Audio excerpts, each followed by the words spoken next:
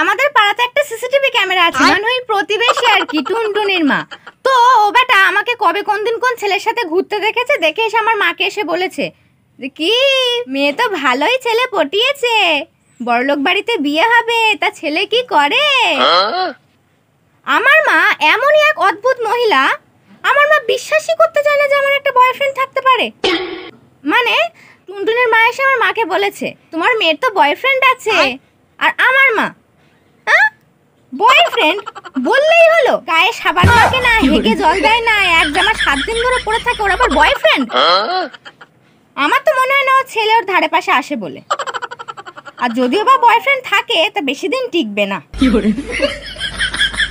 আমার মা এই কথাটা টুনটুনির মাকে বলেছে, আর টুনটুনির মা দায়িত্ব নিয়ে সারা পাড়ায় বলেছে।